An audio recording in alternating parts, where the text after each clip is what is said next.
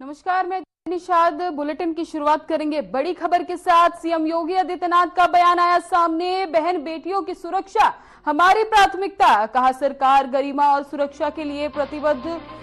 जलालुद्दीन की गतिविधियां राष्ट्र विरोधी, कहा कानून व्यवस्था को लेकर नहीं बरतेंगे ढिलाई। आरोपियों की संपत्ति होगी जब्त, आरोपियों पर होगा सख्त कानूनी कार्यवाही।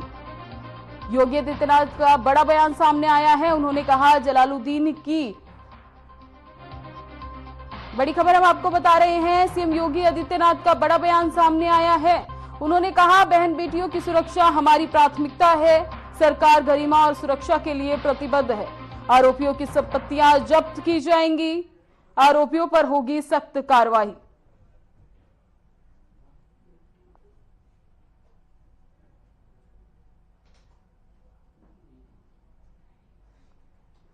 सीएम योगी आदित्यनाथ का बड़ा बयान सामने आया है। उन्होंने कहा सरकार की गरिमा की और आरोपियों पर सख्त कार्रवाई की जाएगी। बहन बेटियों की सुरक्षा हमारी प्राथमिकता है। साथ ही उन्होंने कहा कि सरकार गरिमा और सुरक्षा के लिए प्रतिबद्ध है। सीएम योगी का बड़ा बयान सामने आया है। बता दें कि सीएम योगी ने आरोपियों पर सख्त कार्यवाही करने के निर्देश दिए हैं। साथ ही उन्होंने कहा कि महिलाओं और बहनों का सम्मान किया जाए। महिला बेटियां हमारी प्राथमिकता हैं। सरकार की गरिमा और सुरक्षा के लिए प्रतिबद्ध है।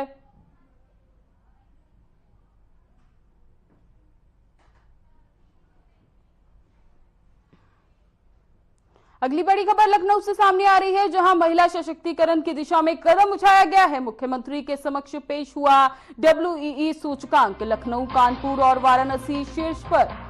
श्रावस्ती, महोबा में चलेगा विशेष अभियान। महिलाओं को किया जाएगा लाभान्वित। मुख्यमंत्री योगी आदित्यनाथ ने दिए निर्देश। सीएम योगी ने महिलाओं को तोहफा दिया है। शिक्षकों की भर्ती को लेकर महिलाओं को मिलेगा लाभ।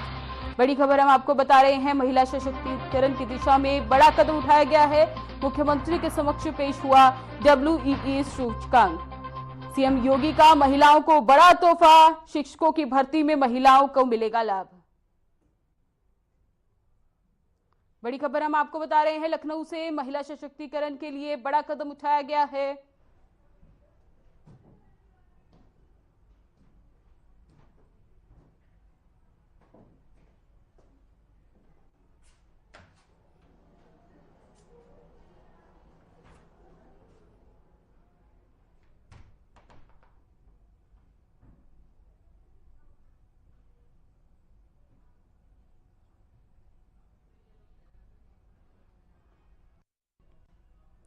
केंद्र में मोदी सरकार के 11 साल पूरे हो चुके हैं, जिसे लेकर लखनऊ के ताज होटल में साधना ग्रुप ने एक कार्यक्रम का आयोजन किया। इस कार्यक्रम में यूपी सरकार के पर्यटन एवं संस्कृति मंत्री जयवीर सिंह समेत कई जानी मानी हस्तियों ने शिरकत की।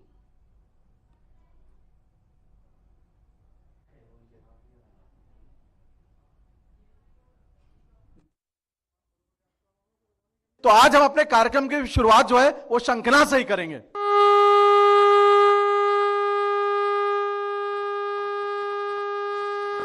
धन्यवाद। अब मैं चाहूंगा हमारे आदरणीय मंत्री जी कृपया मंच पे आए और हम उनसे सेशन की शुरुआत करेंगे, क्योंकि बहुत कम ही अवसर मिलता है हमें जब आदरणीय मंत्री जी ने जो 11 वर्षों में खास तौर से जो काम हुए हैं और जो इन्होंने अपने मंत्रालय में काम किए उसके बारे में आपको अवगत कराएंगे।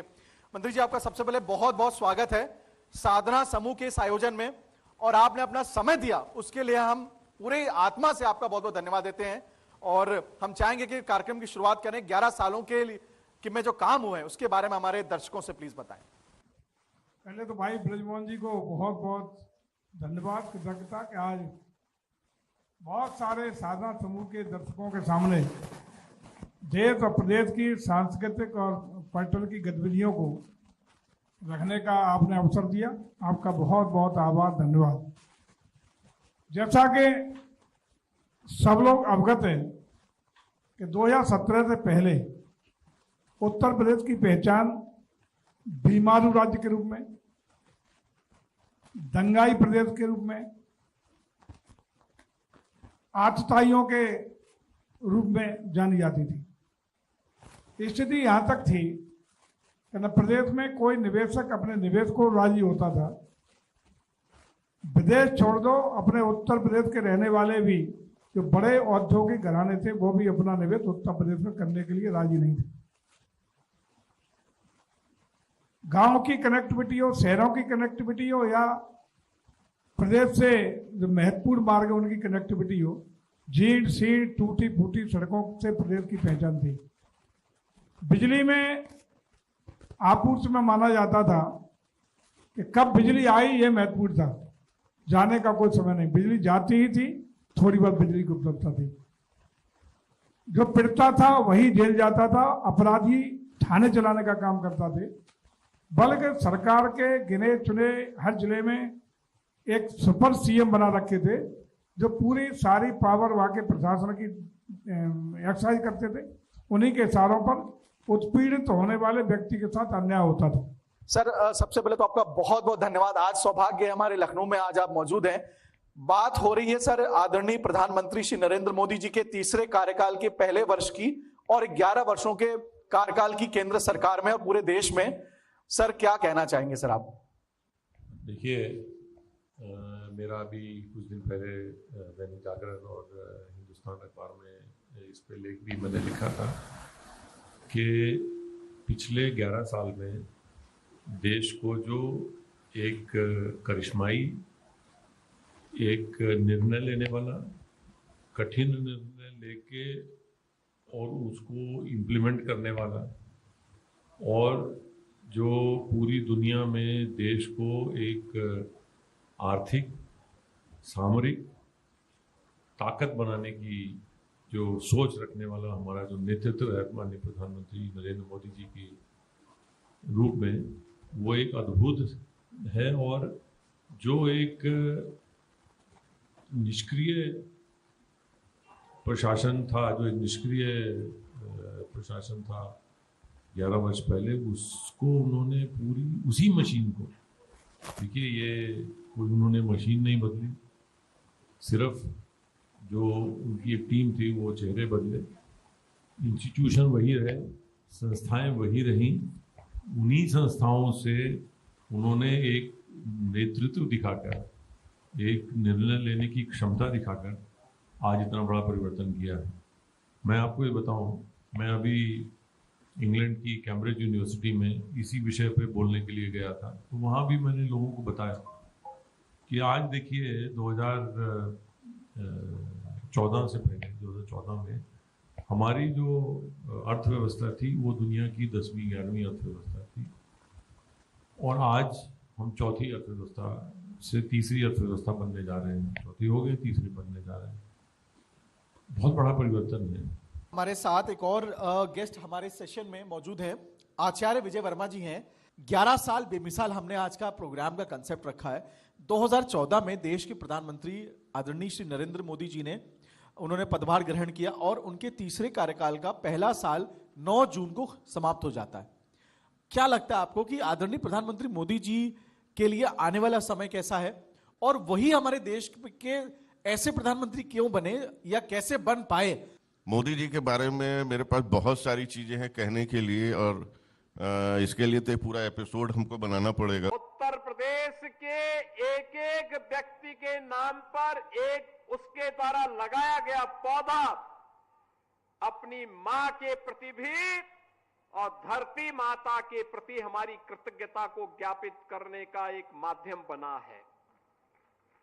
याद करना हमारा वैदिक उद्घोष भी रहा है, माता भूमि पुत्रोहम पृथिव्या का। ये धरती हमारी माता है, हम इसके पुत्र हैं। ये धरती के साथ ये केवल जमीन का टुकड़ा नहीं, बल्कि आत्मीय भाव दुनिया के अंदर केवल और केवल भारत के अंदर देखने को मिलता है। हमारे ऋषि मुनियों ने इस प्रकार के संस्कारों के साथ हमें जोड़ा है, और धरती माता स्वस्थ है तो हम सब स्वस्थ हैं। धरती माता अगर बीमार है, याद करना न केवल मानव जाति के लिए, जीव सृष्टि के लिए जीवन मरण का प्रश्न बन जाएगा। उनके लिए चेतावनी का संकट आ जाएगा। और इसीलिए प्रधानमंत्री जी के प्रेरणादायी मार्गदर्शन में 8 वर्ष पहले हम लोगों ने जो संकल्प लिया था कि लगातार उससे पहले के 15-20 वर्षों में उत्तर प्रदेश के अंदर वन माफिया, खनन माफिया, पेशेवर माफियाओं के द्वारा व्यापक वन कटान, अवैध खनन के माध्यम से जो अव्यवस्था और अराजकता फैलाई गई थी, वनाच्छादन लगातार कम होने होता जा रहा था। विकास तो नहीं हो रहा था, लेकिन वनाच्छादन भी कम होता जा रहा था। उसको बनाए रखने के लिए, जलवायु परिवर्तन की समस्या को समाधान करने के लिए, अतिवृष्टि अनावृष्टि के समस्या का समाधान करने के लिए हम लोगों ने 8 वर्ष पहले जिस अभियान को प्रारंभ किया था, बहनों और भाइयों, अब तक 204 करोड़ पौध रोपण का काम उत्तर प्रदेश के अंदर विगत 8 वर्ष के अंदर संपन्न हुआ है। अब यहां केवल देश की महत्वपूर्ण संस्थाएं नहीं, केवल भारत सरकार ही नहीं, बल्कि अंतर्राष्ट्रीय संस्थाएं भी स्वीकार कर रही हैं। उत्तर प्रदेश के अंदर वनाच्छादन बढ़ा है।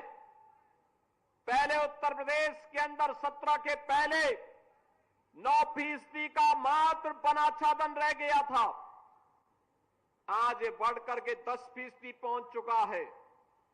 और ये हर वर्ष अगर हम 35 से 36 करोड़ वृक्षारोपण के इस लक्ष्य को प्राप्त करते रहेंगे, कोई कारण नहीं, एक समय ऐसा आएगा जब जितनी आबादी भारत की उत्तर प्रदेश में रह रही है, उतना वनाच्छादन हमारे पास होगा।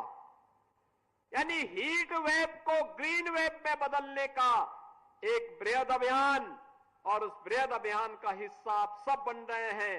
ये धरती माता के प्रति भी, उसकी सेहत को सुधारने के लिए भी हमारे द्वारा धरती माता के प्रति कृतज्ञता ज्ञापित करने का और मां की स्मृतियों को जीवंत बनाए रखने का भी एक कार्यक्रम है।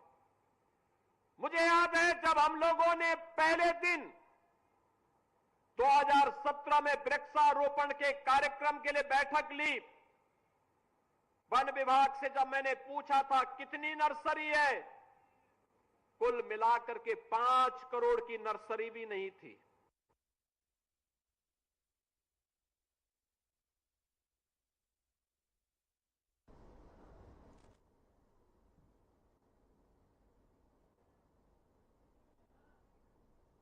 मुख्यमंत्री योगी आदित्यनाथ ने कुशल मार्गदर्शन और 26 राजकीय विभागों और 25 करोड़ नागरिकों की सहभागिता से एक ही दिन में 37 करोड़ पौधे रोपे जाएंगे। इसी क्रम में अयोध्या धाम में वृक्षारोपण महाअभियान 2025 के अंतर्गत मुख्यमंत्री योगी आदित्यनाथ द्वारा पौधारोपण और जनसभा की गई। मुख्यमंत्री योगी आदित्यनाथ ने कहा कि सतत विकास की प्रक्रिया दर्शाती है कि कैसे 8 वर्षों में 10 गुना अधिक पेड़ लगाए जा सकते हैं। ये पहल वर्तमान में भारत के उत्तर प्रदेश के हरे भरे खेतों में दिखाई दे रही है। आज हम आपको इस अभियान से जोड़ने आए हैं। साथ ही सीएम योगी ने कहा कि पिछले 8 वर्षों में हमने 2.04 अरब पौधे लगाए हैं। इनमें से 75% पेड़ अभी बाकी हैं। उनकी सर्वेक्षण रिपोर्ट बताती है कि उत्तर प्रदेश में वन क्षेत्र बढ़ा है।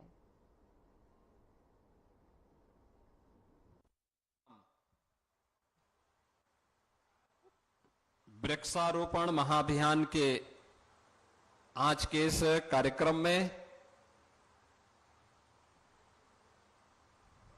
प्रभु श्री राम की इस पावन जन्मभूमि अयोध्या धाम में आज के इस कार्यक्रम में मेरे साथ मंच पर उपस्थित प्रदेश के कृषि मंत्री और अयोध्या के प्रभारी मंत्री श्री सूर्य प्रताप शाही जी, प्रदेश के वन और पर्यावरण मंत्री डॉक्टर अरुण कुमार जी, महापौर अयोध्या पंडित गिरीश पति त्रिपाठी जी, जिला पंचायत अध्यक्ष श्रीमती रोली सिंह जी, मान्य विधायकगण श्री वेद प्रकाश गुप्ता जी, श्री अमित सिंह चौहान जी, श्री रामचंद्र यादव जी, श्री अभय सिंह जी, श्री चंद्रभान पासवान जी, विधान परिषद सदस्य श्री हरिओम पांडे जी,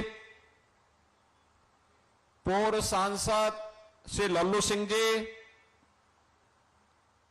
भारतीय जनता पार्टी के जिला के अध्यक्ष संजीव सिंह जी, महानगर अध्यक्ष कमलेश श्रीवास्तव जी,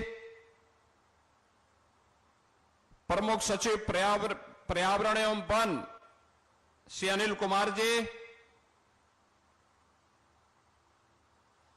वन विभाग के हमारे सभी अधिकारीगण, सभी माननीय जनप्रतिनिधिगण, विभिन्न सामाजिक व्यापारिक संगठनों के सभी पदाधिकारी और उपस्थित बहनों और भाइयों, मेरा यह सौभाग्य है कि आदरणीय प्रधानमंत्री जी की प्रेरणा से पिछले 8 वर्ष में उत्तर प्रदेश ने धरती माता के प्रति अपने उत्तरदायित्वों का निर्वहन करने के लिए जिस अभियान को आगे बढ़ाया था, आज उस अभियान के क्रम में मुझे प्रभु श्री राम की इस पावन धरा अयोध्या धाम में एक पेड़ मां के नाम इस महाअभियान के कार्यक्रम में भागीदार बनने का अवसर प्राप्त हो रहा है। इस अवसर पर मैं आप सभी यहां पर उपस्थित हजारों की संख्या में उपस्थित विभिन्न सामाजिक सांस्कृतिक संगठनों, शैक्षिक संगठनों और शासकीय कार्मिकों का मौसम की विपरीत परिस्थितियों के बावजूद यहां पर उपस्थित होने के लिए हृदय से अभिनंदन करता हूं। आप सभी का मैं स्वागत करता हूं। बहनों और भाइयों, प्रातः काल 7 बजे से ही एक पेड़ मां के नाम इस कार्यक्रम के साथ प्रदेश भर से उत्साह और उमंग के साथ प्रत्येक उत्तर प्रदेशवासी प्राण प्रण से जुड़ करके इस कार्यक्रम को सफलता की नई ऊंचाई तक पहुंचाने में अपना योगदान दे रहा है। धरती माता के प्रति और हमें जन्म देने वाली मां के प्रति कृतज्ञता ज्ञापित करने का यह अवसर हम सबके सामने है। हमारा तो वैदिक उद्घोष भी है कि माता भूमि पुत्रोहम पृथिव्या। एक पुत्र का दायित्व क्या है कि मां का लालन पालन करें, मां की सेवा करें। कहीं कोई संकट है, कहीं कोई चुनौती है तो उससे उसकी रक्षा भी करें।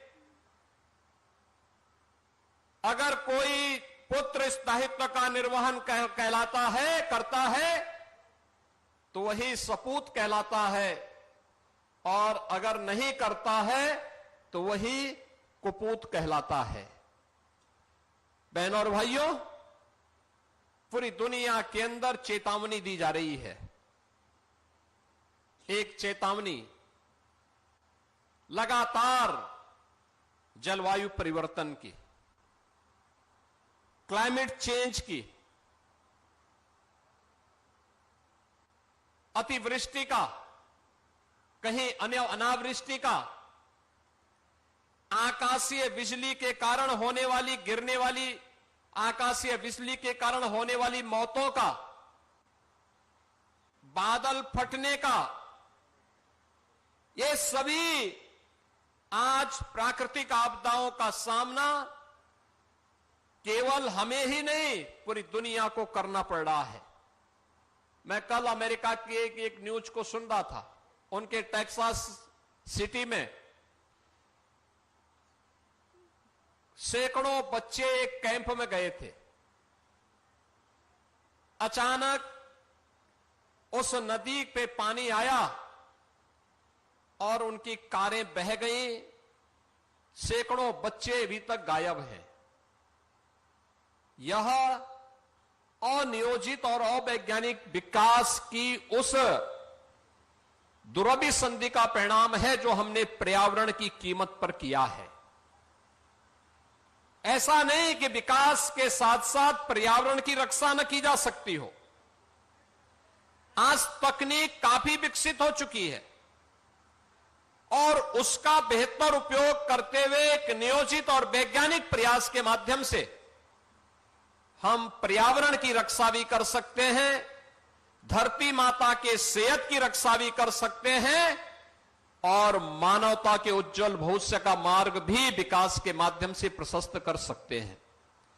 दोनों में संतुलन बना करके जब हम चलेंगे तो उसके परिणाम सामने आएंगे।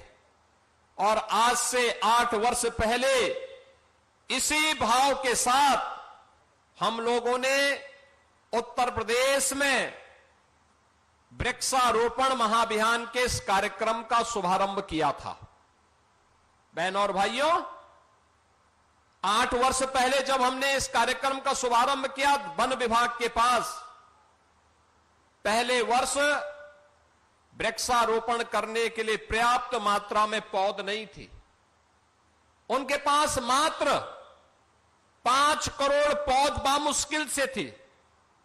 और मुझे बताते हुए प्रसन्नता है कि जब एक सुनिश्चित प्रयास हुए हैं वन विभाग के द्वारा, मनरेगा के माध्यम से, निजी क्षेत्र की नर्सरियों के माध्यम से, अलग अलग विभागों के समन्वय से इस वर्ष हमारे पास 52 करोड़ पौध है। 52 करोड़ पौध जिसका रोपण हम लोग प्रदेश भर में करने जा रहे हैं। ये उस कर्मिक विकास की प्रक्रिया को बताता है कि कैसे 8 वर्ष में 10 गुना से अधिक लक्ष्य को प्राप्त किया जा सकता है।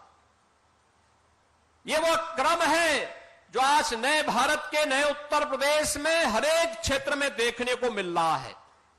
और उसी अभियान के साथ आज आपको जोड़ने के लिए हम लोग आए हैं।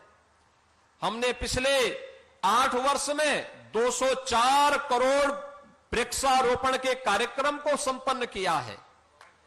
204 करोड़, और 204 करोड़ में से 75% से अधिक पेड़ जीवित हैं। जब इसमें भारत सरकार के जलवायु परिवर्तन मंत्रालय ने अपने सर्वे रिपोर्ट भेजी है तो रिपोर्ट बताती है उत्तर प्रदेश के अंदर वनाच्छादन बढ़ा है।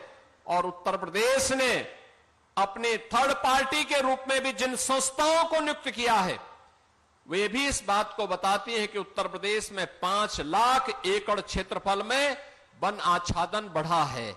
यानी अब हम हीट वेव से ग्रीन वेव की तरफ बढ़ चुके हैं, जहां पर हम लोग आने वाले समय में जीव सृष्टि को न केवल बचा पाने में समर्थ होंगे बल्कि इन पेड़ पौधों में भी जीवन है।